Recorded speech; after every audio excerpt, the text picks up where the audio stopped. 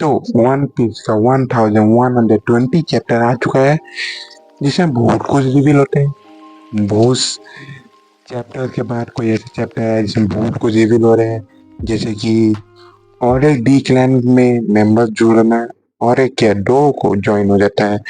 यहाँ तक कि वेगापंक पास्ट में कैसा था उसके बारे में बताना, और एमिट और लूफी का फाइट अगेंस्ट 5 एल्डर्स, जो देख के मजा ही आ जाता है। तो चैप्टर का स्टार्टिंग वहीं पे होता है जहाँ पे खत्म हुआ था। उसके बाद लेकिन सीन चेंज हो जाता है और हम लोग को क्लोवर दिखाया जाता है, जो वेगापंक से बात कर रहा है 26 साल पहले। हाँ, उस टाइम लूफी भी पैदा नहीं हुआ था। और क्लोवर बोलता है कि हम डी क्लैन से हैं, सोच रहे हो, और एक नया मेंबर।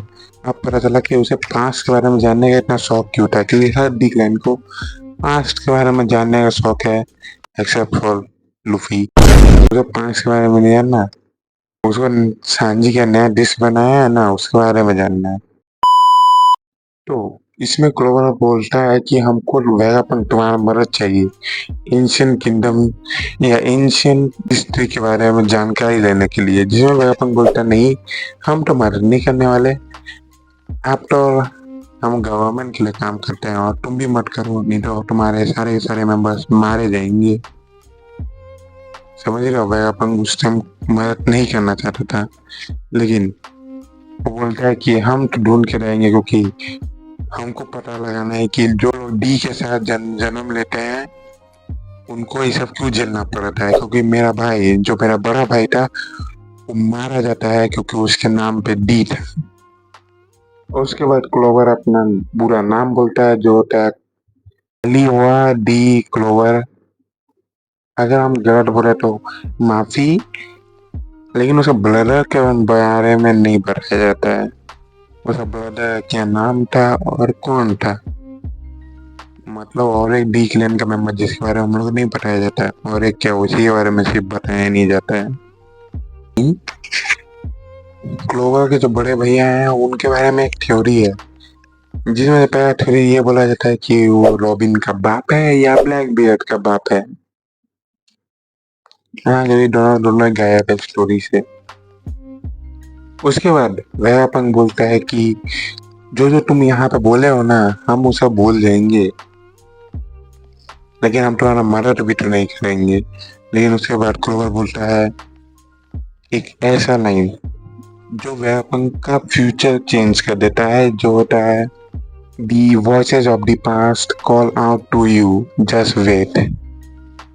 जिसको वेगापंक उस टाइम तो नहीं समझ पाता, लेकिन तुम लोग तो जरूर समझ गए होगे, क्योंकि जैसे ही वेगापंक को पता चलता है कि क्लोवर का टाउन डिस्ट्रॉय हो चुका है, जिसे वेगापंक को दिल में धक्का लगता है और वो बोलता है कि हम अब एंशिएंट किंगडम के ऊपर रिसर्च करेंगे। तो समझ रहे हो, मतलब कि जब वो मर गया तो जो वॉइस था एंशिएंट किंगडम को ढूंढने का या एंशिएंट हिस्ट्री को ढूंढने का, वो वेगापंक के पास चला गया।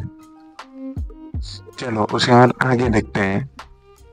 उसके बाद फिर हम लोग को वेगापंक दिखाया जाता है, तुम लोग एनीमे में भी देख चुके होगे, जिसमें वेगापंक बोलता है कि तुम बच सकते थे, लेकिन तुमने अपने रिसर्च को आगे बढ़ाते रहा और लास्टली तुम ये सब करने के बाद भी तुम्हारा फुटस्टेप पे कौन चलेगा। लेकिन हम लोग को पता है कि उसके बाद उसका फुटस्टेप पे कौन चल जाता है, वो होता है वेगापंक, क्योंकि उसको लगता है कि उसका मरने का वजह और कोई नहीं वेगापंक है। और उसके बाद वेगापंक बोलता है कि हम एंशिएंट किंगडम के ऊपर पूरा रिसर्च करेंगे, उसके लिए उसको गवर्नमेंट के खिलाफ जाना भी पड़े तो कोई दिक्कत नहीं। और ये सब चीज वेगापंक रोते हुए बोलता है, अब साला सुधर गया। तो तुम लोग देख सकते थे कि वेगापंक पास्ट में कैसा था, उसे किसी से मतलब नहीं था, यहाँ तक कि वो तो ह्यूमन में एक्सपेरिमेंट करता था।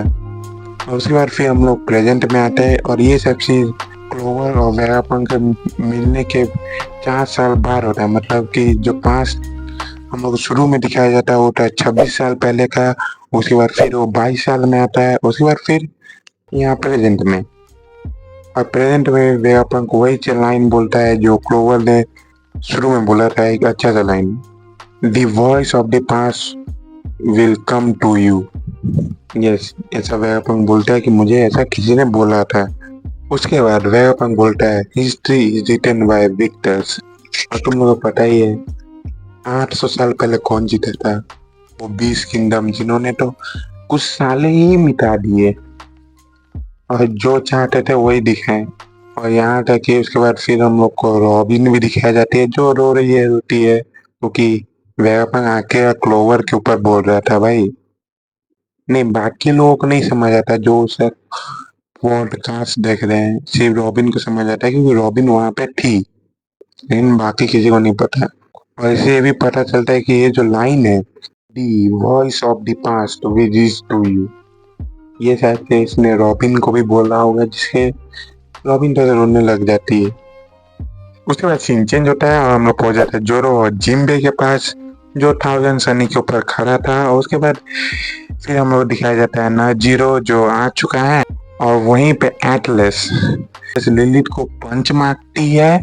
उसके बाद लिलिथ का सिग्नल टूट जाता है। उसके बाद एटलस लिलिथ को पंच मारती है। इसका सिंपल रीजन ये था कि उसका सिग्नल टूट जाए, क्योंकि पंच खाते ही लिलिथ हो जाती है बेहोश और सिग्नल टूट जाता है, जिससे और उसे नोटिस नहीं कर पाती और बोलती है अब बस एटलस बाकी है। उसके बाद सारे सारे वेगापंक मर जाएंगे और हम बच जाएंगे सिंगारा मैन। और उसके बाद फिर से एक है थोड़ा सा इमोशनल टर्न ले लेता है, पता नहीं कितना बार लेने वाला है। कुमार का सुन के तो रो चुके थे। एटलस एटलस का पंच मारने के बाद सारे के सारे क्रू मेंबर्स शॉक हो जाते हैं, जितने प्रेजेंट होते हैं वहां पे। और एटलस बोलती है तुम लोग यहाँ से जल्दी जल्दी निकल जाओ। तुम लोग को पता है क्यों? क्योंकि एटलस अपने आप को सेटिस्फाई करने के लिए सोच ली थी। उसके बाद एटलस डोम शूज इस्तेमाल करती है, जिससे नॉजीरो तो दूर फेंका जाता है और हम लोग का थाउजेंड सनी उड़ के भाग जाता है। लेकिन नॉजीरो अपना शॉट से एटलस का एक हाथ काट देता है। इतने लोग मरेंगे भाई। और उसके बाद नॉजीरो फिर से सनी के पास जाता है और जैसे ही शॉट चलाने वाला होता है वैसे ही एटलस आ जाती है और वहां पे ब्लास्ट हो जाती है हंसते हुए और बोलती है think of it as a service. मतलब हंसते हंसते एक दिन में कुमार भी हंसते हंसते, एटलस भी हंसते हंसते। ये दुख का खत्म नहीं होता बे। ये चैप्टर था भाई। उसके बाद हम लोग को और दिखाई जाती है जो बोलती है चलो एटलास सारे के सारे वेगापंक मर चुके हैं और हम सिर्फ जिंदा बचे और हम अब बनने वाले सिंगाड़ा। भोसड़ी के डांजो के बाद ये और लिखना ना जरा। वन पीस में मिल गया हमको, सॉरी मिल गई। एंडिंग में उसके साथ कुछ तो होना चाहिए, मजा आया कभी आने वाला है अब। लेकिन हाँ, उसके बाद नजीरो बोलता है नहीं, क्योंकि एज पर एटलास उसने लीड को स्टोर के पास छोड़ दिया, मतलब कि एक वेगापंक ज्वाइन होने वाला, जो फ्यूचर से हम लोग प्रेडिक्ट करते आ रहे थे, लेकिन हम लोग को नहीं पता था कि लिलिथ होने वाली है। चलो कुछ तो फायदा होगा। तो उसके बाद सीन चेंज होता है, हम लोग पहुंच जाते हैं एमिथ और हमारे प्यारे जॉय बॉय के पास, जहाँ पे एमिथ बोलता है हेलो जॉय बॉय, जिसमें लूफी बोलता है कौन कौन, जिसमें एमिथ बोलता है पीछे देखो पीछे हम, जिसमें लूफी बोलता है अच्छा रोबोट बोलता है भी, और उसमें एमिथ बोलता है कि हम तुम्हारे साथ पास्ट में थे। मतलब जॉय बॉय के साथ पास्ट में एमिथ फाइट किया होगा या उसके साथ होगा। तो वही बोलता है कि जैसे तुम्हारे साथ पास्ट में थे हम भी तुम्हारे साथ अभी हैं, और तुम्हारा दुश्मन होगा मेरा दुश्मन, तो उसका दुश्मन है खाना बर्बाद करने वाले। तो हाँ, उसके बाद फिर गोल्ड मेंबर्स आ जाते जो पूछते हैं कि एमिथ क्या बोल रहा था, जिसमें लूफी बोलता है कि कोई जॉय बॉय को बचाने के बारे में बोल रहा था। ऐसे वो जॉय बॉय है कौन? जिसने पीछे हमारे चाइंड बोलते हैं, अच्छा ये कुछ बोल भी रहा था। हाँ, वो लोग पता ही नहीं चला होगा क्योंकि एमिथ बात कर रहा था वॉइस ऑफ ऑल थिंग के थ्रू, जुनोनशिया की तरह। और सॉरी अगर हम किसी का नाम गलत ले रहे हो तो। उसके बाद एक दिक्कत है, लूफी रिएक्शन की, लूफी को तो अभी तक पता नहीं चला कि वही जॉय बॉय है। जाइंट आ गए बचाने के लिए सन गॉर्निका को, उसको पता नहीं कौन है। एमिथ आ गया बचाने के लिए जॉय बॉय को, उसको पता नहीं कौन है। उसे पूछो क्वालिटी ऑफ मीट कहाँ मिलेगा, वो उसको पता होगा। यहाँ तक स्ट्रॉ हैट मेंबर्स सब भी रिएक्शन दे रहे थे।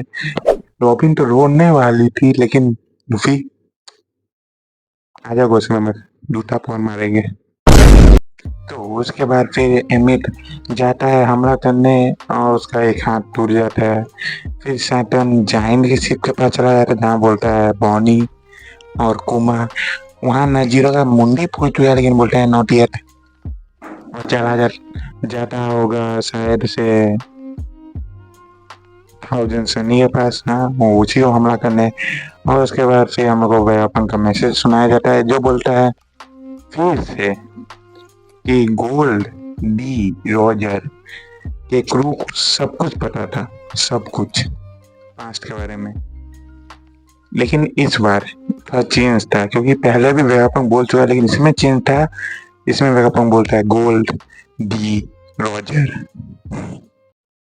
और इस बार उस मैसेज पे कोई रिएक्ट नहीं किया, सब डी पे रिएक्ट किया कि पहला पैरेट किंग के पास भी डी था। और उसके बाद हम लोग को फिर सीन चेंज होता है और हम लोग को एमिट दिखाया जाता है जिसके सामने जुपिटर और वर्कर ही खड़ा है और जो हमला करने वाला है होता है। लेकिन उसमें एमिट बोलता है जॉय भाई तुमने इसी के लिए मुझे बचा के रखा था ना, अब लगता है सही टाइम आ चुका है उस चीज को इस्तेमाल करने का। और यही हो जाता है चैप्टर खत्म। चलो अगला सप्ताह ब्रेक नहीं है, मजा आने वाला है। और ऐसा हमको लगता है ना जो लास्ट वेपन जो एमिट इस्तेमाल करने वाला या तो कोई एंशियंट वेपन है, क्योंकि भाई वो खुद एंशियंट रोबोट है, उसके पास कुछ ना कुछ खतरनाक वेपन तो होना चाहिए था ना। और मुझे क्यों लग रहा है कि उस वेपन को इस्तेमाल करते ही वो खत्म हो जाने वाला है। भाई लूफी के साथ कोई भी पास्ट वाला आदमी कोई ट्रैवल करे हुए नहीं किया है। यहाँ तक कि लगता है एमिट बोल रहा है कि वो लास्ट वेपन है, वो लास्ट चॉइस है। मतलब उसको इस्तेमाल करने का कुछ तो ऐसा होगा जिसके पास एमिट हिलने लायक तो नहीं होने वाला। लेकिन हाँ, इन दोनों भड़ों को बड़ी अच्छा डैमेज पड़ने वाला है, बड़ी अच्छा डैमेज मजा आ जाएगा। चलो यहीं पे होता है चैप्टर खत्म, मेरा रिव्यू भी यहीं पे खत्म। और चैनल को सब्सक्राइब कर दो, लाइक कर दो और मिलते हैं अगले वीडियो में। Good bye.